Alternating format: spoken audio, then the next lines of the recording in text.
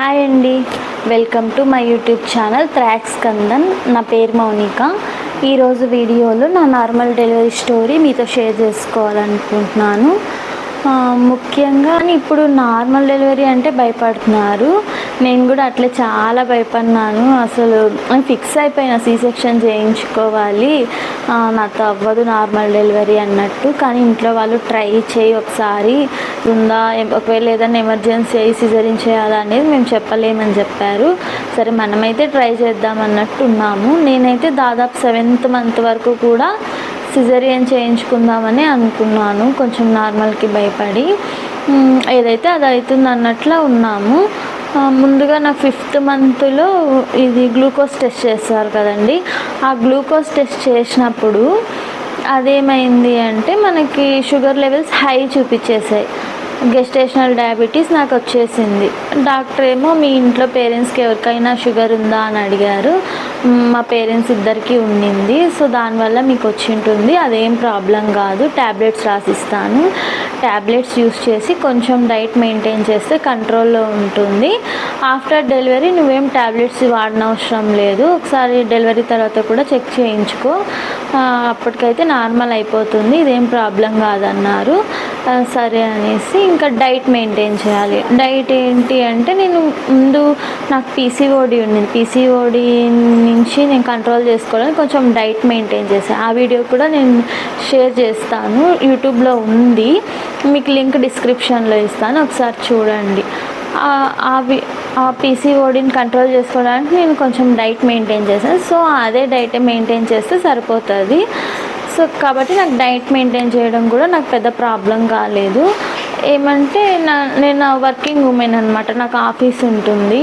ఆఫీస్కి అందులోని ప్రెగ్నెంట్ టైంలో ఎక్కువ క్రేవింగ్స్ ఉంటాయి, అందులోని ఫుల్ ఆకలి ఉంటుంది. అది ఎట్లా కంట్రోల్ చేసుకోవాలో కొంచెం టెన్షన్ పడినా ఫస్ట్లో. బట్ మళ్ళీ తగ్గించుకుంటూ, అంటే జంక్ ఫుడ్ అవన్నీ కొంచెం కొంచెం తగ్గించుకుంటూ వచ్చేసి కానీ వాటర్ తాగేదాన్ని. కొంచెం వర్షం వస్తుంది, చలిగా ఉంది అన్నప్పుడు ల్యూక్వామ్ వాటర్ తీసుకునేదాన్ని.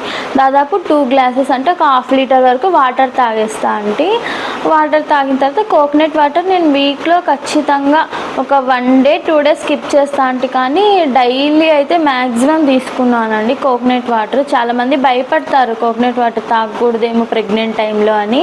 అలా ఏం లేదు, డాక్టర్ అయితే నాకు తీసుకోవచ్చు, పపాయ పైనాపిల్ తప్ప నువ్వు ఏమన్నా తినచ్చు అని చెప్పినారు.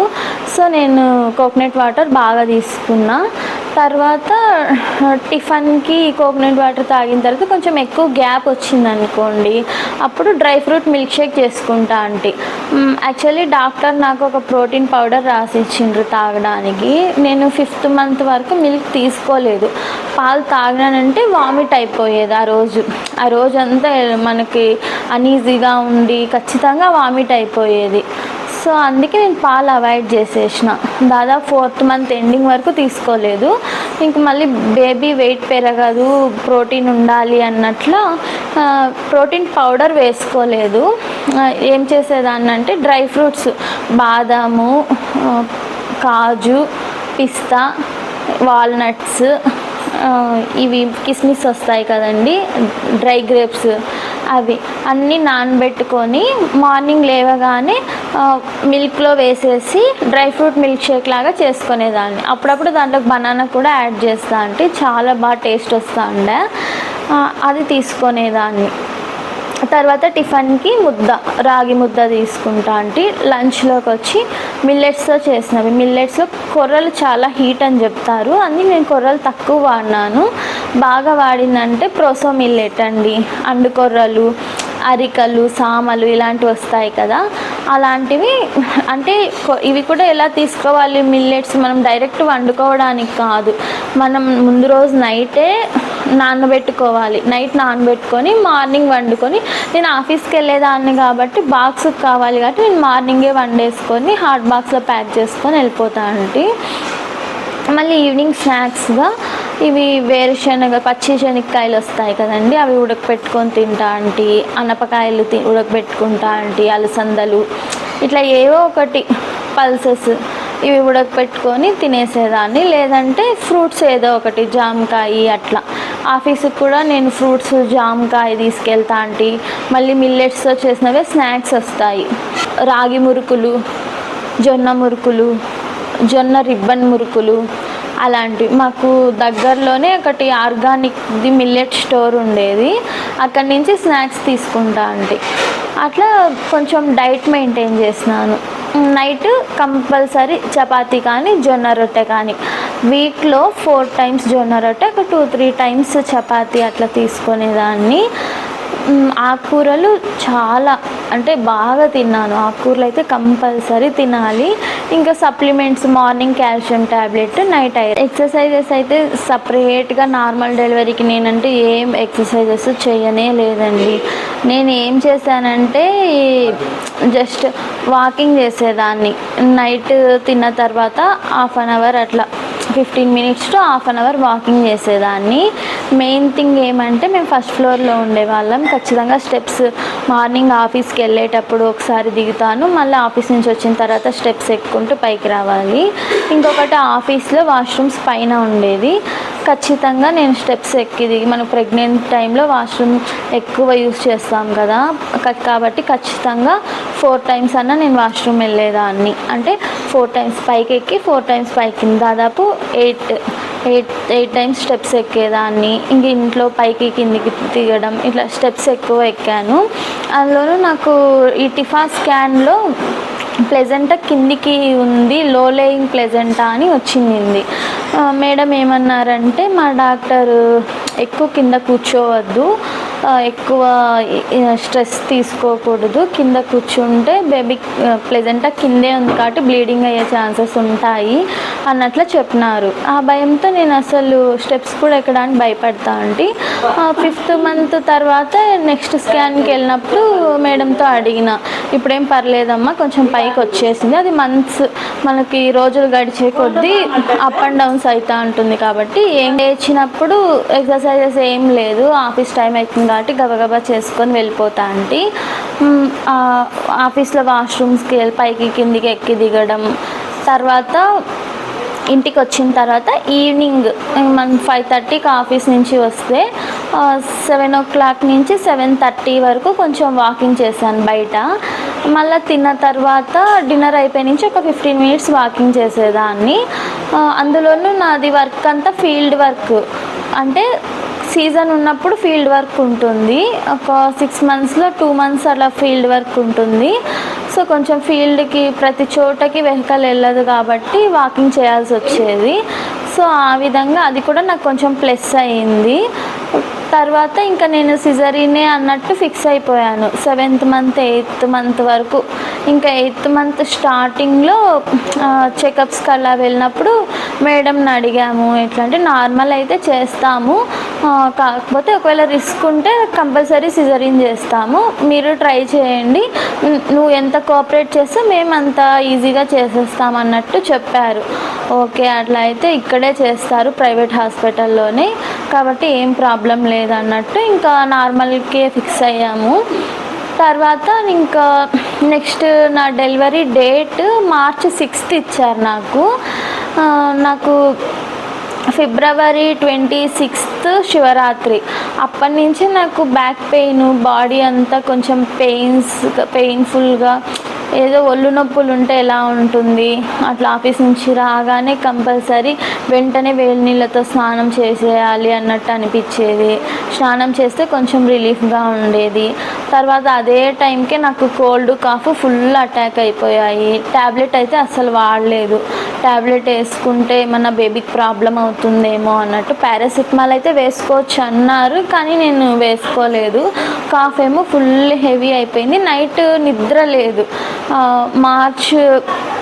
ఇంకా February 28th, March 1st చెకప్కి వెళ్ళాలి. ఇంకా అదే ఫైనల్ చెకప్. ఆ రోజు చెప్పేస్తారు మీకు ఎప్పుడు డెలివరీ అయిపోతుంది అన్నట్లా. సరేలే అన్నట్టు నేను ఇంకా కాఫ్ ఉన్నింది, నైట్ నిద్ర వచ్చేది కాదు. మనం దగ్గుతా అంటే ఫుల్ బెల్లి హెవీగా ఉంటుంది కదా, ఇంకా నేను పడుకోలేకపోయేదాన్ని. ఇలా కూర్చొనే దగ్గేదాన్ని, నైట్ అంతా నిద్ర ఉండేది కాదు. అందులోనే నేను లీవ్ కూడా పెట్టలేదు. Actually delivery date March 6th కదా, ఒకటో తేదీ నుంచి 1 వీక్ లీవ్ పెట్టేద్దాం అన్నట్లు ఉండింటి. కానీ నాకు పెయిన్స్ అయితే లోపల చిన్న చిన్నగా వచ్చేది. నాకు అది పెయిన్స్ అనేది కూడా తెలీదు. ఏదో బ్యాక్ పెయిన్ వస్తుంది, ఒళ్ళంతా నొప్పులుగా ఉంది అన్నట్టే అనిపించేది. కానీ అది ఈ నొప్పులు అనేది నాకు తెలీదు. హాస్పిటల్కి అయితే 1వ తేదీ వెళ్ళాం. 1వ తేదీ చెకప్కి వెళ్ళాం. ఇంకొకటి, మేము ఎప్పుడు హాస్పిటల్కి వెళ్ళినా కంపల్సరీ షుగర్ టెస్ట్ చేయించుకొని మేడం దగ్గరికి వెళ్ళాలి.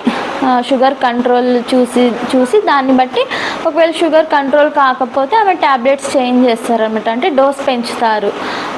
సో ఇప్పుడు మనకు 9th మంత్ నుంచి 10 డేస్కి ఒకసారి, అలా 1 వీక్ ఒకసారి రమ్మంటారు కదా. వెళ్ళిన ప్రతిసారి షుగర్ టెస్ట్ కంపల్సరీ చేయించుకొని వెళ్ళే వాళ్ళం. ఇంకొకటో తేదీ కూడా షుగర్ టెస్ట్ అన్నీ చేయించుకొని మేడం కోసం వెయిట్ చేస్తున్నాము. మేడం వచ్చారు. ఇంకా మనకి సర్విక్స్ ఓపెన్ అయిందా లేదా అన్నట్టు చెక్ చేస్తారు కదండి ఫింగర్స్ పెట్టి. అలా చూసినప్పుడు కొంచెం బ్లీడింగ్ స్టార్ట్ అయింది. మేడం ఏమో ఇది నార్మలే, బ్లీడింగ్ అవుతుంది, ఒకవేళ హెవీగా అయినా నీకు ఏదన్నా ప్రాబ్లం అనిపించినా మళ్ళీ రా. యాక్చువల్లీ నువ్వు ఈ వీక్లోనే నీకు ఎప్పుడో ఒకప్పుడు డెలివరీ అయిపోవాలి, నీకు ఈ నొప్పులు రాకుండా అలా ఉంది, ఉమ్ము నీరు ఏమీ లీక్ కాలేదు, నొప్పులు రాలేదు అంటే నీకు 6th డేట్ ఇచ్చినాం కదా, ఆ రోజు మార్నింగ్కి వచ్చేసేయి, అప్పుడు నార్మల్ కానీ సి సెక్షన్ కానీ ఏదైతే అది చేసేద్దాము అన్నట్లు చెప్పారు. సరే ఓకే అనేసి ఇంకా మేము కూడా నార్మల్గా ఉంది కదా అన్నట్టు బయటకు వచ్చేసాము. తర్వాత బ్లీడింగ్ హెవీగా అయిపోతుంది. ఏంటిదని నేను ప్యాడ్స్ కూడా 2-3 చేంజ్ చేసిన. అంతగానో బ్లీడింగ్ అవుతుందా అని కొంతమంది ఆల్రెడీ డెలివరీస్ అయింటారు కదా, రీసెంట్గా వాళ్ళకి కాల్ చేశాను, మీకు ఇలా అయిందా అంటే వాళ్ళందరికీ సర్విక్స్ ఓపెన్ టెస్ట్ చేసినా కానీ అంత బ్లీడింగ్ అయితే కాలేదు అని చెప్తున్నారు. యాక్చువల్లీ మేము ఉన్న చోటుకి ఆ హాస్పిటల్కి దాదాపు 1 అవర్ పడుతుంది. బట్ లక్కీగా మేము ఆ రోజు అదే ఊర్లోనే మా పేరెంట్స్కి వేరే చెకప్స్ ఉండింటే అక్కడే హాస్పిటల్స్ దగ్గర వెయిట్ చేసుకుంటూ అలా ఉన్నాము. మేము మార్నింగ్ 11-12కి మేడం దగ్గర కలిసాము. ఈవినింగ్ 4 అయింది. నాకేమో బ్లీడింగ్ అలానే అవుతుంది, నేను ప్యాడ్స్ చేంజ్ చేస్తున్నా, బ్లీడింగ్ హెవీగా అయిపోతుంది, ఏమనేది అర్థం కాలేదు. సరే ఒకసారి హాస్పిటల్కి వెళ్ళి మేడంని కలుద్దాము, అక్కడే ఉన్నాం కదా అనేసి, పక్కనే కదా అని హాస్పిటల్కి వెళ్ళాం. మేడం ఏమో ఫస్ట్ కొంచెం సీరియస్ అయ్యారు. నేను చెప్పాను కదా బ్లీడింగ్ అవుతుందని, దానికి ఎందుకు టెన్షన్ పడతా ఉన్నావు అని. లేదు మేడం చాలా హెవీగా అవుతుంది అని చెప్తే సరే అని ఆమె చెక్ చేస్తే కొంచెం క్లాట్స్ పడుతున్నాయి అన్నమాట, గడ్డలుగా. ఇది కొంచెం నాకు కూడా డౌట్గానే ఉంది, ఎందుకైనా మంచిది అడ్మిట్ అయితే బెటర్ ఏమో, నీకేం నొప్పులు రాలేదంటే నాకైతే హెవీ బ్యాక్ పెయిన్ ఉంది. ఇప్పుడు మనకు పీరియడ్ వచ్చినప్పుడు బ్యాక్ పెయిన్ ఎలా ఉంటుంది సేమ్ అలానే ఉంది. అదే నొప్పులు అనేది నాకు తెలీదు. నేనేం యాక్టివ్గానే ఉన్నాను, బాగా తిరుగుతున్నా అక్కడికి ఇక్కడికి, చాలా నార్మల్గా ఉన్నా. జస్ట్ నా బ్యాక్ పెయిన్ ఒకటి ఉంది. ఓకే నాకు బ్యాక్ పెయిన్ ఎప్పుడు ఉండేదే కదా అన్నట్టు నేను బిహేవ్ చేస్తున్నా.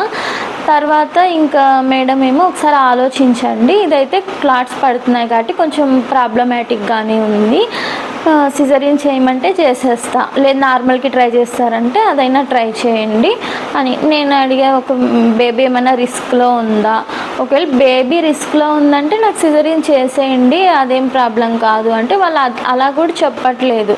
మీరు ఇంటికి వెళ్ళిపోతారేమని వెళ్ళిపోండి, బేబీ హార్ట్ బీట్ మీరు చెక్ చేసుకుంటూ ఉండాలి అని. మనం ఇంట్లో ఎలా బేబీ హార్ట్ బీట్ చెక్ చేస్తాం, మన దగ్గర ఏమి ఉండవు కదా. సర్లే మేము అడ్మిట్ అవుతామని నైట్ అక్కడే అడ్మిట్ అయ్యాము. నైట్ 10 o'clock ఆ టైంకి ఇంకా హెవీ పెయిన్స్ వచ్చేసాయి. బ్యాక్ పెయిన్ పోయింది. అంటే ఎలా పెయిన్స్ అంటే కొంచెం మనకి బ్యాక్ పెయిన్ వస్తుంది, హెవీగా వచ్చేస్తుంది, మరి కొంతసేపుకి నార్మల్ అయిపోతుంది. నార్మల్ అయిపోయింది అని అనుకునే వితిన్ 10 secondsకి మళ్ళీ పెయిన్ వస్తుంది. అలా ఆగి పెయిన్ వస్తుంది. తర్వాత డాక్టర్ లేరు, ఆమె వెళ్ళిపోయారు, నర్సుల్ని పెట్టారు. ఒక నర్సు ఉన్నారు, ఒక ఆయా ఉన్నారు, అంతే. వాళ్ళు 1 hourకి ఒకసారి వస్తారు, బేబీ హార్ట్ బీట్ చెక్ చేస్తారు, వెళ్తున్నారు. నాకేమో 11:30-12 ఆ టైంకి ఉమ్ము నీరు కూడా లీక్ అయిపోయింది. నర్సుకి చెప్తే ఆమెది ఉమ్ము నీరు కాదు అని ఆమె అంటారు. అలా కొంతసేపు వాదించుకున్నాం. మరి మార్నింగ్ అంటే ఎర్లీ మార్నింగ్ 1 o'clock అట్లా నాకు నాలుక కింద ట్యాబ్లెట్ పెట్టారు, ఒక చిన్న ఇంత ట్యాబ్లెట్, అంటే పెయిన్స్ ఎక్కువ రావడానికి ఆ ట్యాబ్లెట్ పెట్టారు.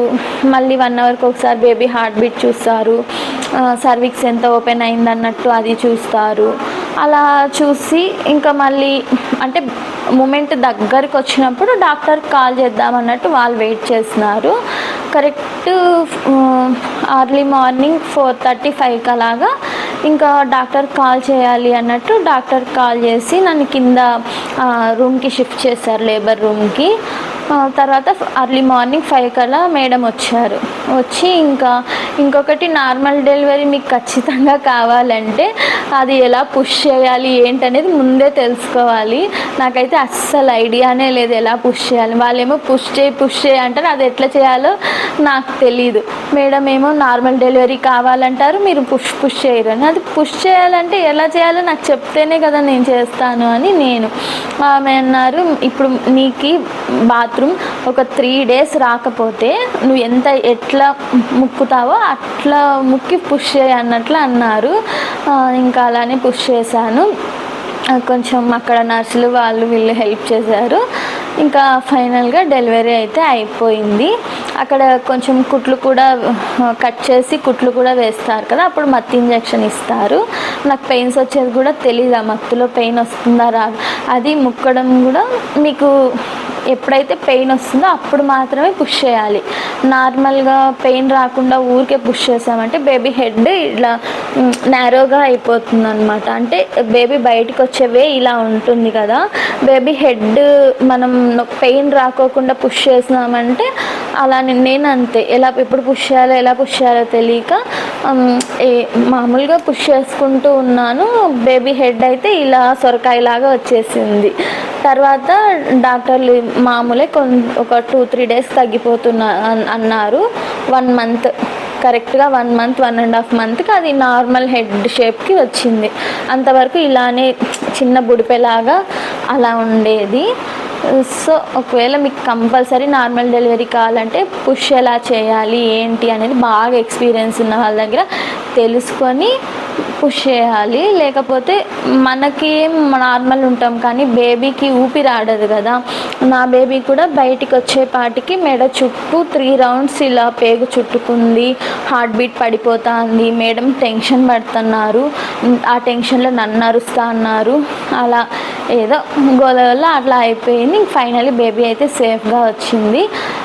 తర్వాత ఇంకా చిల్డ్రన్ హాస్పిటల్కి తీసుకెళ్ళాము. కొంచెం ఉమ్ము నీరు తాగేయడం వల్ల వామిటింగ్స్ అవుతున్నాయి, అంటే ఉమ్ము నీరు అంతా కక్కేస్తూ ఉంది. సో ఒక 1 day అబ్జర్వేషన్లో పెట్టాలని హాస్పిటల్కి తీసుకెళ్ళారు. సో అంటే మనం కొంచెం ఎక్సర్సైజెస్, షుగరు అంటే కొంతమంది చాలా భయపడతారు. ఇప్పుడు నాకు గెస్టేషనల్ డయాబెటీస్ ఉంది, నాకు నార్మల్ కాదేమో సిజరీన్ చేసేస్తారు, బీపీ ఎక్కువ ఉంది నార్మల్ కాదు సిజరీన్ చేసేస్తారు, ఇలా అనుకోకుండా అవి ఇప్పుడు మనకి డయాబెటీస్ ఉంది అంటే దాన్ని డైట్ మెయింటైన్ చేసి ట్యాబ్లెట్స్ వాడి కంట్రోల్లో తెచ్చుకొని తర్వాత నార్మల్కి ట్రై చేయాలి. నాకు కూడా నేనేం కంపల్సరీ ప్రెజర్ పెట్టి నార్మల్ చేయించుకోలేదు. ఆ టైంకి సర్వీక్స్ ఓపెన్ అయ్యింది, కొంచెం డైలేట్ అయింది కాబట్టి చేశారు. బేబీకి ఇలా పేగు చుట్టుకుంది అన్నది వాళ్ళకి తెలియలేదు. నేను పుష్ చేసే ప్రాసెస్లో అది అయ్యింది. అలా స్కానింగ్లో తెలిసింటే వాళ్ళు కూడా సిజరీన్ చేసేసేవాళ్ళు. ఏదైనా మన బేబీ సేఫ్గా ఉండాలి, నార్మల్ అయినా కానీ సిజరీన్ అయినా కానీ. సో అది చూసుకొని మనం చేసుకోవాలి.